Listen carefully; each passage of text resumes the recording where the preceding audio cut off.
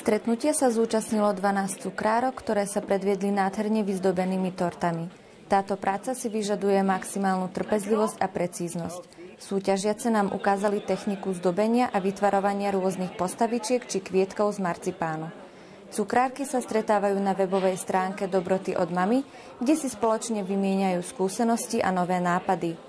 Iniciátorkou podujatia a zároveň aj súťažiacou bola Silvia Takáčová. Nakoľko ja pečiem ako takto pre kamarátov a robím to strašne rada a nakoľko pečiem veľa a nemám čas sa zúčastniť takýchto stretnutí, tak som si vymyslela, že si jedno zorganizujem. A v podstate takto prišiel tento nápad. Na stránke Torty od mamy v podstate sa schádzame, četujeme všetky cukrárky, ktoré sú tu a tak potom sa jednotlivé cukrárky prihlásili a tak sme to celé zorganizovali v spolupráci s kultúrnym strediskom. Tu ešte Silvia ani len netušila, že so svojou tortou sa umiestni na 3. mieste. Súťažiace prišli na stretnutie z rôznych kútov Slovenska. Som od Trebišova, z Dobšinej, z Martina, Kapušanské Klačany. Všetky torty boli zdobené motívom Veľkej noci. Zajačiky, vajíčka, košíky či kuriatka boli dokonale vypracované do najmenších detailov. Väčšina cukráriek sa zúčastnila takejto súťaže po prvýkrát. Pečiem asi tak 2,5 roka, lebo strašne sa mi to páčilo, tak som si to chcela vyskúšať, že či to budem vedieť a ja takto robiť takú krásu.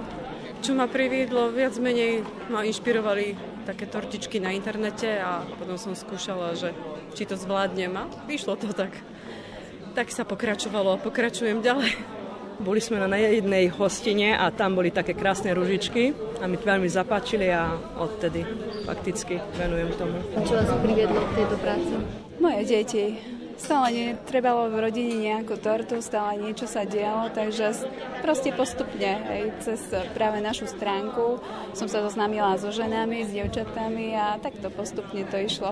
Okrem súťažiacich sa prišli prezentovať aj cukrárske firmy, kde sme si mohli pochutnať na rôznych koláčoch či čokoládkach. Ja som vo firme už 12 rokov, firma na Slovensku bude tohto roku už 20 rokov. Pečeniu sa konkrétne venujem ako iba záľuba, ale tu máme cukrárku, ktorá to robí celý život, takže je veľmi skúsená.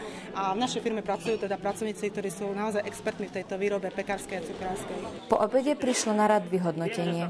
Odborná porota hodnotila originalitu, precíznosť a celkový dojem. Na prvom mieste sa umiestnila Anna z Košíc. 12. To je prvé miesto.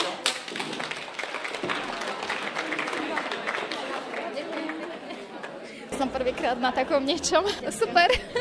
Robím to fakticky, odkedy sa mi narodila moja malá. Moja malá už bude mať 21 rokov, ale to som robila tak, že len jej na narodeniny som každý rok piekla tortičku, to len teraz. Asi rok a pol, 2 roky, čo robím aj pre rodinu a pre známych.